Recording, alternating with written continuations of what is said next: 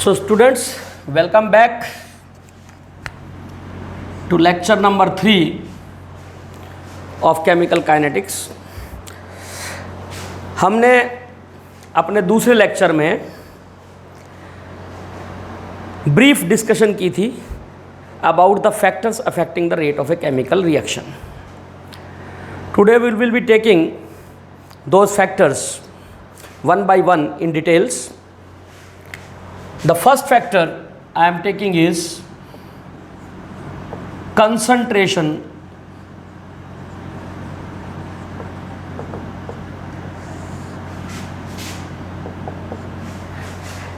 It has been found that rate of a chemical reaction at a given temperature depends upon the concentration of the reactants. We know about it from our previous knowledge. In 11th we have read about law of mass action. This law was proposed by Gullberg and Wege. And what does this law says? इस law को मैं आपको दोबारा से remind कर रहा हूँ.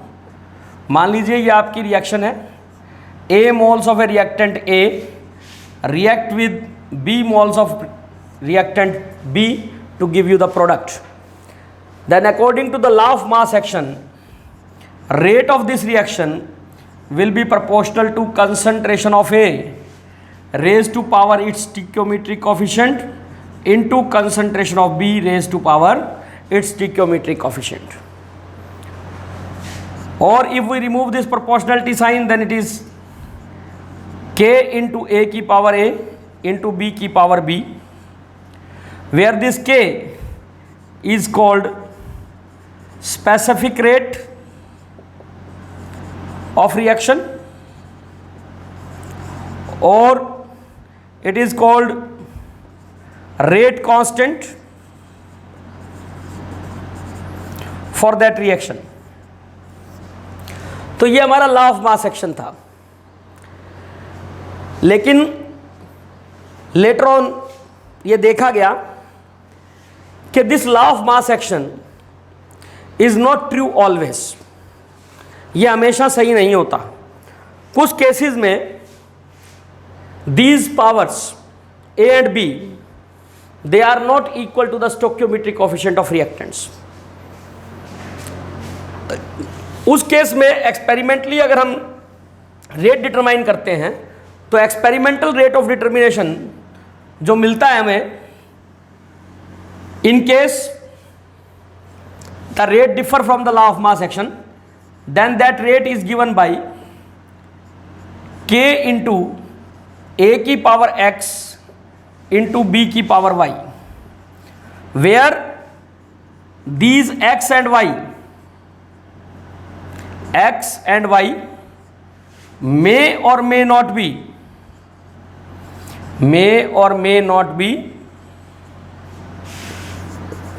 equal to A and B respectively. ऐसा कोई ज़रूरी नहीं है. एक्सपेरिमेंटल अगर हम रेट डिटरमाइन करें किसी रिएक्शन का, तो कुछ रिएक्शंस में हो सकता है कि आपका जो रेट ऑफ रिएक्शन आए एक्सपेरिमेंटल डिटर्मिनेशन के बाद, that may be different from the law of mass action. ये जो एक्सप्रेशन है which give you the dependence of rate of A chemical reaction on the concentrations of reactants, इसको हम बोलते हैं rate law. Expression which give dependence of rate of a reaction on concentration of reactants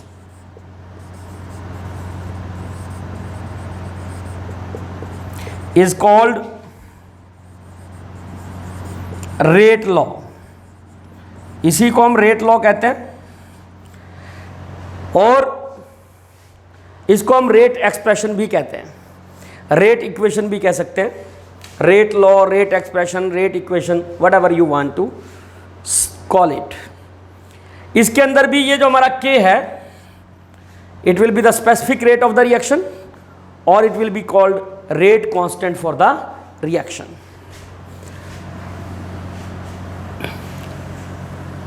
अगर हम इस rate constant को define करना चाहें तो K बराबर क्या हो जाएगा, रेट डिवाइडेड बाई A की पावर x इंटू B की power y। Now if we consider that your initial concentration of reactant and product, they are 1 mole per liter। Generally यहाँ पे जो हम कंसंट्रेशन लेते हैं, मोलैरिटी लेते हैं, वैसे तो जो एग्जैक्ट टर्म है वो एक्टिविटी है,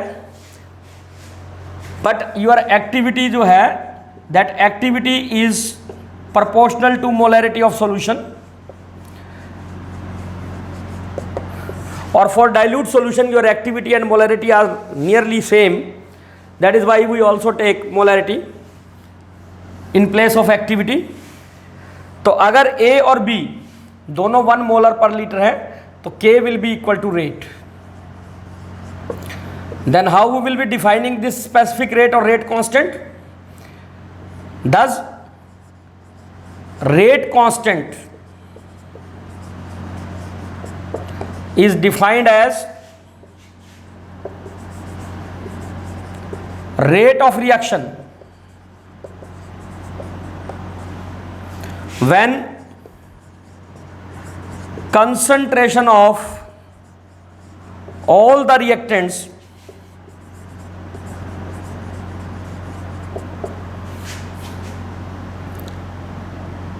is taken as unity.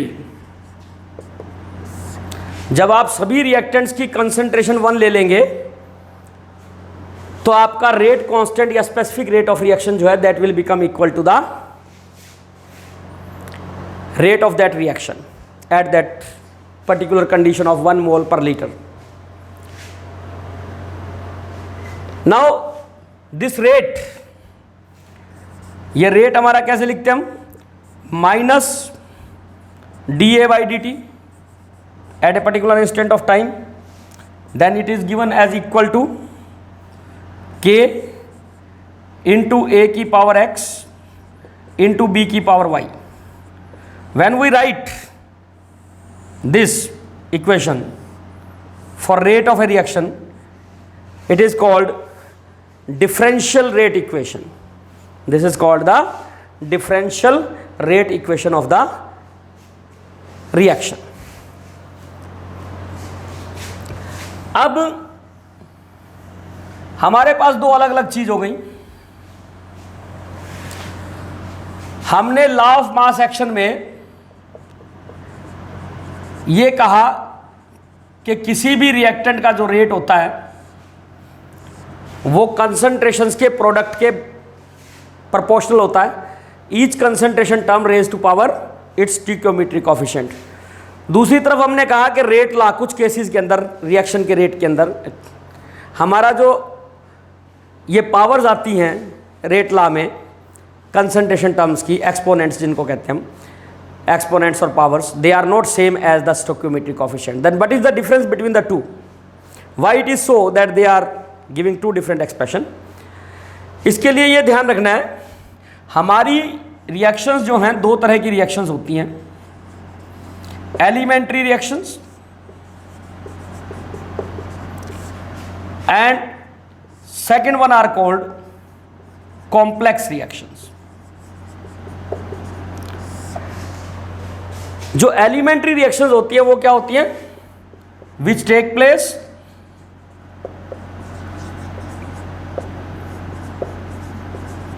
In one step.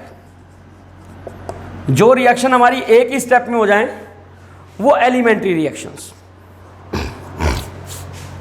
जो कॉम्प्लेक्स रिएक्शन होती है, these reactions occur in a number of steps.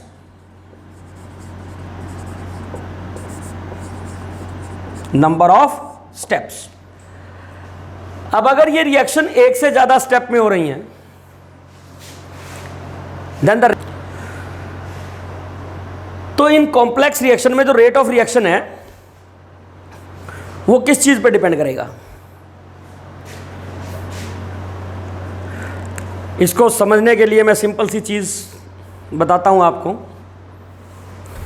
मान लीजिए किसी यूनिट के अंदर ये आपका वाइट बोर्ड मार्कर बन रहा है, मैं इसको सिर्फ दो हिस्सों में डिवाइड कर रहा हूँ, ज़्यादा हिस्सों में डिवाइड नहीं कर रहा।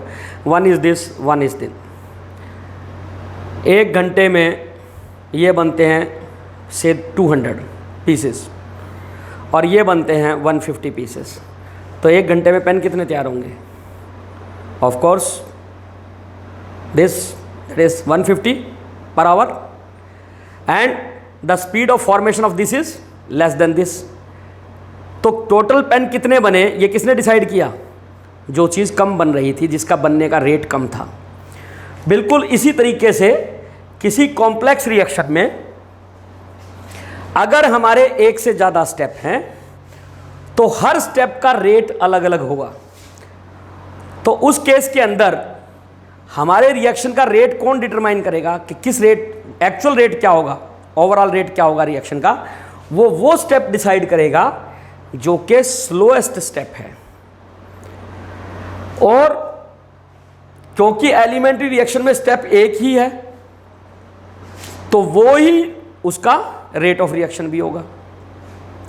अगर आप कॉम्प्लेक्स रिएक्शन में law of mass action apply करेंगे टू द स्लोएस्ट स्टेप तो आपका रेट लॉ वही आएगा जो आपका एक्सपेरिमेंटल रिजल्ट आया है। जो एक्सपेरिमेंट से रिजल्ट आया है रेट लॉ, एग्जैक्टली वही चीज़ आएगी अगर आप स्लोएस्ट स्टेप पे लगाएंगे। तो एलिमेंट्री रिएक्शंस के केस में there is no difference between rate law and the law of mass action, where as in case of complex reaction rate law is law of mass action as applied to the slowest step of the reaction. जो सबसे धीमे चलने वाला step होगा उस पर law of mass action लगाएं तो वो रेट लॉ बन जाएगा। This is the difference between the rate law and the law of mass action. Now let us come to the another important thing, that is units of, sorry, before discussing the units of rate constant, let us discuss order of reaction. Order of reaction. What is meant by order of reaction? अगर किसी reaction के लिए हमारा rate law जो है that is equal to, rate is equal to k into a की power x into b की power y, then we will say that this reaction has order x with respect to reactant A. This reaction has order x with respect to reactant A. It means किसी given reactant के लिए order is the exponent by which the concentration term of that reactant has been raised. So we are defining order with respect to a reactant is exponent और power, whatever you want to write, by which concentration term of that reactant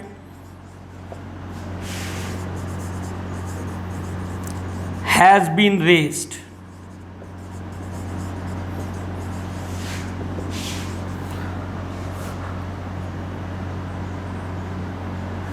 In rate law, ये with respect to एक reactant है, for a particular reactant. Overall order of reaction क्या होगा? Overall order sum of exponents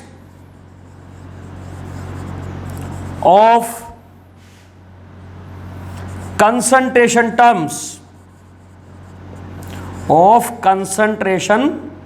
terms in rate law. Rate law के अंदर जितनी भी concentration term है उन सबका सम। तो with respect to A order x है, with respect to order B y है, और ओवरऑल ऑर्डर इसका कितना है? X plus Y.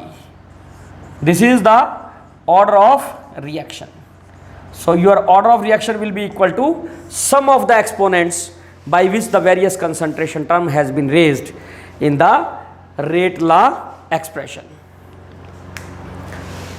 So this is about the order. Now you must remember that you cannot tell about rate law as well as order of reaction simply by writing the balanced chemical equation. For example, अगर हम formation of NO2 लें, 2NO plus O2 to give 2NO2, इसका अगर हम rate experimentally determine करें तो इसका rate law expression है rate is equal to K into NO की पावर 2 इंटू O2 की पावर 1। ये मैंने वो रिएक्शन लिखी जिस रिएक्शन के अंदर आपके जो पावर्स हैं by which the concentration terms are raised, they are same as the stoichiometric coefficient of their symbols in the given balanced chemical equation. इसमें सेम है, लेकिन इसी तरीके से अगर हम कोई दूसरा एग्जांपल लें, जैसे कि आपका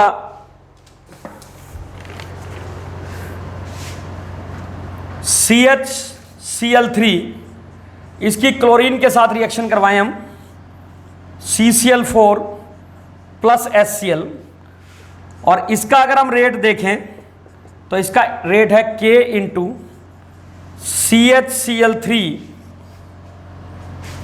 इंटू Cl2 की पावर 1/2। अब आप यहां पे देख रहे हैं कि the powers are not equal to the stoichiometric coefficient. Stoichiometric coefficients of both the reactants are 1, whereas here it is 1/2. So simply by observing the balanced equation, why I have written this thing, let me make you understand कि मैंने ये दो example क्यों लिखे। वो मैंने आपको सिर्फ ये समझाने के लिए लिखे कि आप किसी भी बैलेंस्ड केमिकल इक्वेशन को देखकर कभी भी उसका रेट लॉ नहीं लिख सकते। Rate law you will be determining experimentally. अगर आप इसका ऑर्डर भी लिखने की कोशिश करेंगे तो ऑर्डर भी नहीं लिख सकते, as is evident from this equation, because order also depends upon the rate law. So order is also an experimental quantity. तो अगर आपने किसी रिएक्शन का ऑर्डर निकालना है, then you can calculate that order either from the rate law, या तो आप रेट लॉ लिखें, उसका रेट लॉ पता हो तो रेट लॉ में कंसंट्रेशन की पावर्स का सम कर दीजिए, that will be the order. और how you can determine, you know about the mechanism of this reaction. उस रिएक्शन का अगर आपको मैकेनिज्म पता हो तब आप उसका ऑर्डर निकाल सकते हैं। कैसे निकाल सकते हैं अगर मैकेनिज्म पता हो तो? In that case you will writing the rate law by applying law of mass action. आप क्या करेंगे उस केस के अंदर? Law of mass action apply करेंगे उस मैकेनिज्म में जो आपको स्लोएस्ट स्टेप दिखा रखा है उसके ऊपर, और वहां से फिर आप जो कंसंट्रेशन पावर आई उनका सम करेंगे तो आपको ऑर्डर ऑफ रिएक्शन मिल जाएगा। So order of reaction is a experimental quantity, so it can not be determined simply by observing at a balanced chemical equation. Now let us come to units of rate constant, units of rate constant,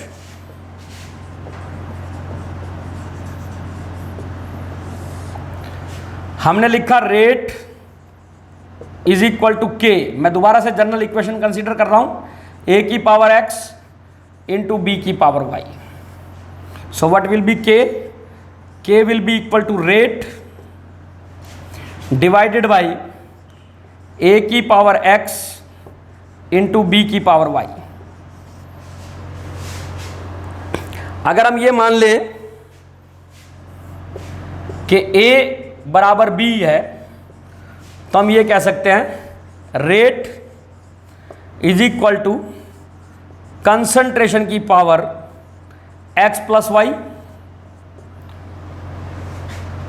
x plus y it is order of reaction, this is order of reaction. इसको अगर हम n मान लें is equal to n, तो हम इसको लिख सकते हैं रेट अपॉन कंसंट्रेशन की पावर n. अब आप अपने प्रीवियस नॉलेज से रेट के अगर यूनिट्स लिखें तो रेट के यूनिट हमने क्या निकाले थे? रेट के यूनिट निकाले थे हमने मोल पर लीटर पर सेकंड, अगर टाइम हमने सेकंड में लिया था. कंसंट्रेशन के यूनिट क्या हो गए नीचे? मोल पर लीटर इस सारे की पावर n. तो हमारी यूनिट ऑफ रेट कांस्टेंट क्या हो गया? मोल लीटर की पावर -1 इस सारे की power 1 - n into second -1. Of course if the time is taken in seconds.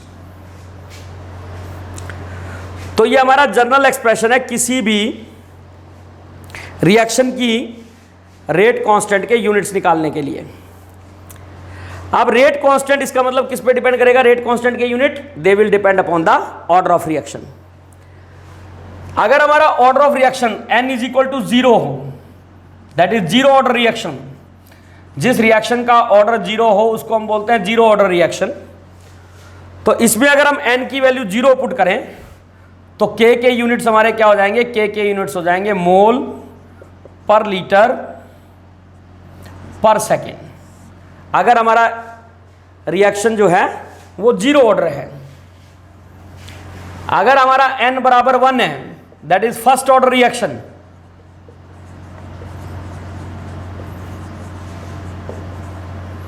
Then for a first order reaction your units of rate constant will be mole litre की power -1 सारे की power 1 - 1 into second minus. तो ये मोल per litre की power 0 हो गई, that is 1, so it is second -1. अगर हमारा किसी रिएक्शन का ऑर्डर 2 हो, n is equal to 2, that is the for second order reaction, हमारे k के यूनिट क्या हो जाएंगे? मोल लीटर की पावर -1 सारे की पावर 1 - 2 इंटू सेकेंड की पावर -1. तो ये आ जाएगा मोल पर लीटर की पावर -1, तो ये हो जाएगा लीटर पर मोल पर सेकेंड. अब मैंने ये 3 अलग अलग रिएक्शंस के लिए यूनिट्स ऑफ रेट कांस्टेंट लिखे. ये किस पे डिपेंड कर रहे हैं? They are depending upon the order of reaction. तो अगर आपको किसी रिएक्शन के सिर्फ रेट कांस्टेंट के ऑर्डर बता दिए जाएं, यूनिट्स बता दिए जाएं, अगर आपके पास k के यूनिट्स हों तो आप उस k के यूनिट से रिएक्शन का ऑर्डर बता सकते हैं. अगर आपके k के यूनिट दिए हुए हैं, रेट कांस्टेंट के unit mole per litre per second, तो रिएक्शन क्या होगी? Zero order. अगर रेट कांस्टेंट के यूनिट दिए हुए हैं -s सेकंड की power -1, then it will be first order. So this also help us in finding the order of a reaction. Now let us come to the next topic of this chapter, that is molecularity.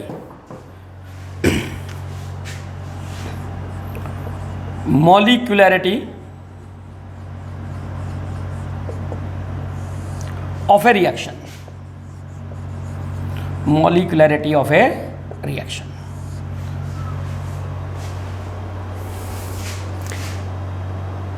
मॉलिक्युलरिटी of reaction का क्या मतलब है? अगर हमारे पास ये reaction हो, general reaction a A b B to give product,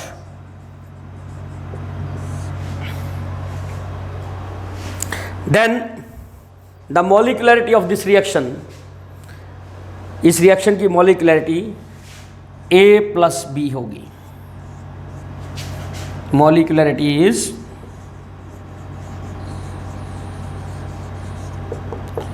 A plus B.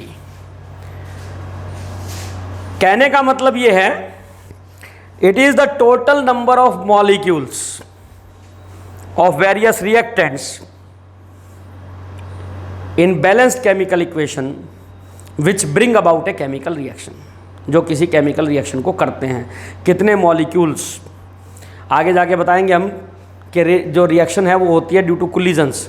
तो हम ये भी कह सकते हैं कि ये उन मॉलिक्यूल्स की संख्या है which must undergo simultaneous collisions, ठीक है, in a proper way to give rise to the reaction, उसको मॉलिक्युलरिटी बोलते हैं। It is the sum of the number, total number of molecules.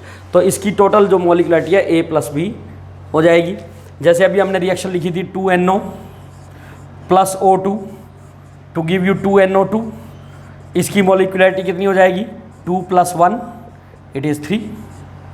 हमने दूसरी रिएक्शन लिखी थी CHCl3 plus Cl2 to give CCl4 plus HCl, इसकी मॉलिक्युलरिटी कितनी हो गई? 1 + 1 2। So molecularity is simply sum of the number of molecules which are taking part in a chemical reaction और which are bringing about a chemical reaction, उसको हम बोलते हैं molecularity of a reaction. Molecularity of a reaction जो है वो आपकी कभी भी जीरो नहीं हो सकती। Zero means no reactant, and when there is no reactant there is no reaction, because your molecules cannot be in fractions। आधा मॉलिक्यूल रिएक्शन में पार्टिसिपेट नहीं कर सकता, आधा मॉलिक्यूल नहीं हो सकता, तो it will never be in fractions also. तो ये ध्यान रखना है। Where as order can be, order zero भी हो सकता है किसी रिएक्शन का, और ऑर्डर जो है वो फ्रैक्शंस में भी हो सकता है। तो ये चीज़ आपने ध्यान रखनी है। सो let us discuss what is the difference between order of reaction and the molecularity of a reaction.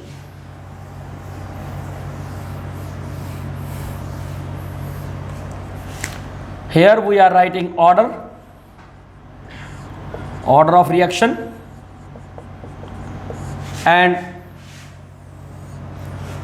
this is molecularity.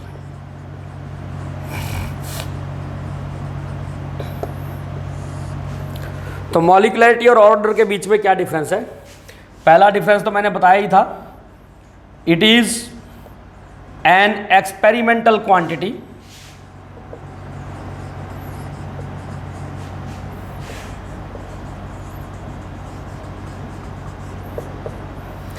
And can not be determined by balanced chemical equation. Balanced chemical equation, इसको आप balanced chemical equation से नहीं निकाल सकते। Molecularity of a reaction can be calculated from balanced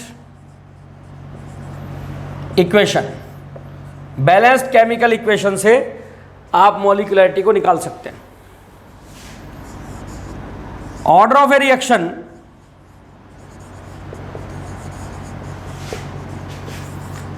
can be zero, order of reaction zero हो सकता है। Molecularity of a reaction is never zero, कभी जीरो नहीं होगी. Order of reaction can be in fractions, can be in fractions. अभी लिखा था हमने CHCl3 प्लस Cl2, उसमें क्लोरीन के विद रिस्पेक्ट ऑर्डर क्या था 1/2. तो order of reaction can be in fraction. Molecularity of a reaction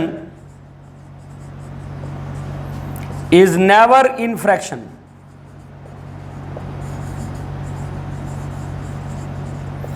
ये कभी फ्रैक्शन में नहीं होगा. It can be negative also. Order of reaction negative हो सकता है with respect to some reactant. मतलब नेगेटिव ऑर्डर रिएक्शन का होने का मतलब क्या है कि अगर आप किसी पर्टिकुलर रिएक्टेंट की अगर कंसंट्रेशन बढ़ाएं तो हो सकता है आपका रेट बढ़ने की बजाय घट जाए. तो order of a reaction can be negative but molecularity of a reaction is never negative. Never negative. तो मॉलिक्यूलरिटी ऑफ ए रिएक्शन जो है वो नेगेटिव नहीं होती. So next difference between molecularity and order of reaction is, जो order of reaction है it is meaningful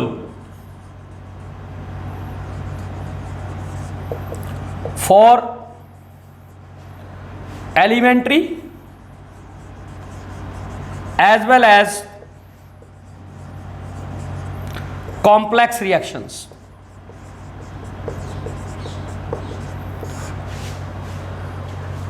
ये जो मॉलिक्यूलरिटी होती है it is meaningful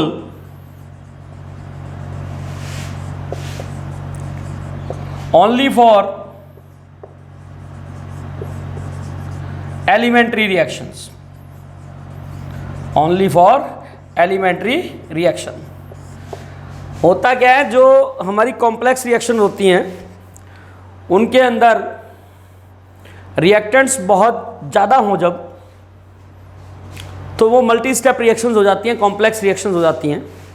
तो उसमें हर स्टेप की मॉलिक्यूलरिटी अलग अलग होगी. तो वो उन स्टेप्स के लिए जो कि एलिमेंट्री स्टेप्स हैं उनके लिए तो मीनिंगफुल है मॉलिक्यूलरिटी. ओवरऑल अगर हम बात करें तो मॉलिक्यूलरिटी किसी रिएक्शन में अगर मान लीजिए 8 आती है then that much molecularity is not possible, क्योंकि 8 मॉलिक्यूल्स का एक प्रॉपर वे में टकराना, मैंने कहा कोलिजन की वजह से रिएक्शन होती है और जितने मॉलिक्यूल कोलाइड करते हैं वही मॉलिक्यूलरिटी है. तो बहुत ज़्यादा नंबर ऑफ मॉलिक्यूल्स का एक साथ एक तरीके से कोलाइड करना, that is very very, probability of that happening is very very low. So molecularity of a reaction generally is not very high. Maximum 3 तक की रिएक्शंस जो हैं वो कॉमनली हमें दिखाई देती है. उससे ज़्यादा की मॉलिक्यूलरिटी की रिएक्शन दे आर रेयर. जो आपका ऑर्डर ऑफ रिएक्शन है it can change with change in reaction conditions.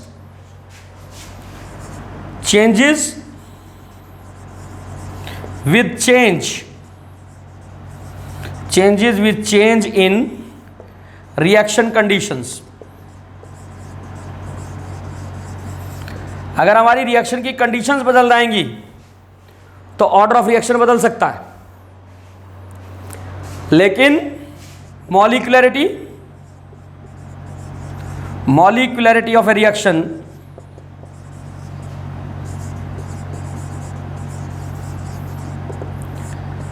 does not change with condition of reactions. With condition of reaction. Reaction की कंडीशन के साथ मॉलिक्यूलरिटीज कभी भी नहीं बदलती. So these are the differences between order of reaction and the molecularity of a reaction. Now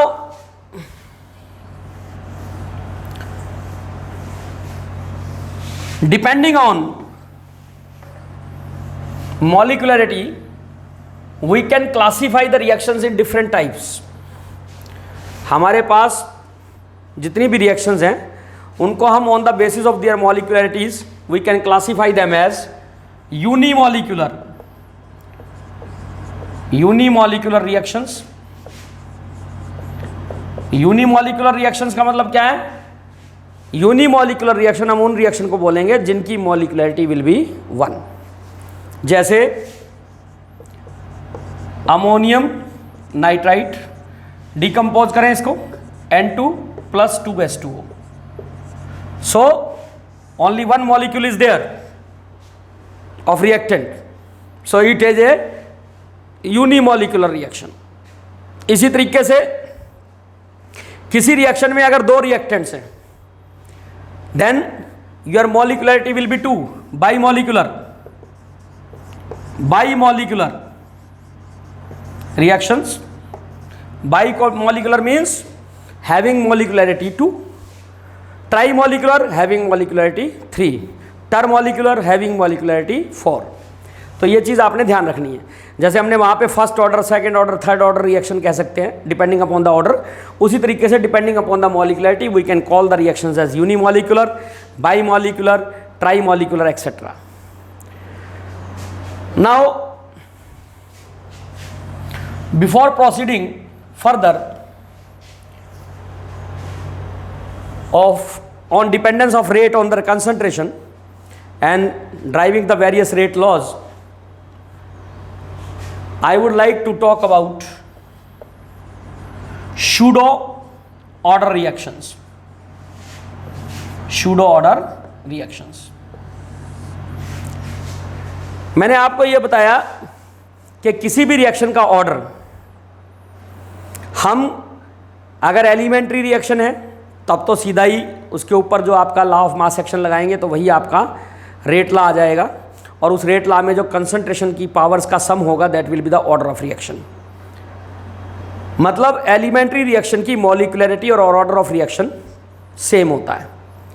complex reaction के case में slowest step पे जो हम मॉलिक्यूलरिटी होती है वही जनरली आपका ऑर्डर ऑफ रिएक्शन होता है।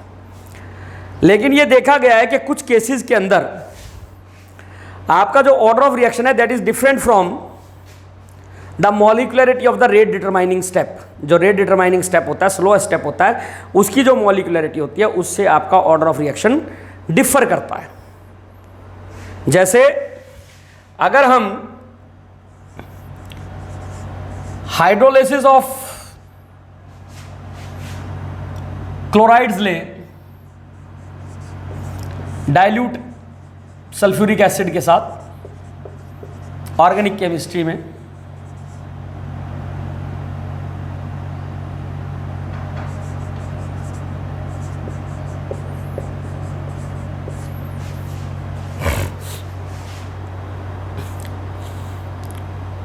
तो ये reaction generally, sorry this acid will not be required over here, सीधा सीधा हाइड्रोलिसिस हो सकता है इसका। ये रिएक्शन, ये हमारा सॉल्वेंट है, वाटर जो है ये सॉल्वेंट है आपका। So this is present in excess, large access. तो ये रिएक्शन जो है आपकी,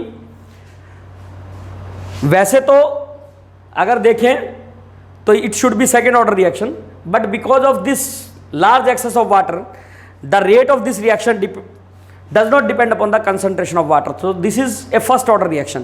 ऐसी रिएक्शंस को हम pseudo order reactions बोलते हैं। so this is a pseudo first order reaction। इसी तरीके से अगर हम हाइड्रोलिसिस ऑफ एस्टर्स करें C2H5 with water in presence of acid, इसके अंदर एसिड चाहिएगा CH3 COOH plus C2H5OH। so this is again if present in excess, अगर ये एक्सेस में प्रेजेंट होगा तो आपकी रिएक्शन का रेट सिर्फ इसकी कंसंट्रेशन पे डिपेंड करता है या इस कैटलिस्ट की कंसंट्रेशन पे डिपेंड करता है। इसका जो रेट लॉ लिखेंगे वो बाद में बताएंगे। तो इन रिएक्टेंट में से सिर्फ इनकी कंसंट्रेशन पे डिपेंड करता है। So this is also a pseudo first order reaction. Thank you very much.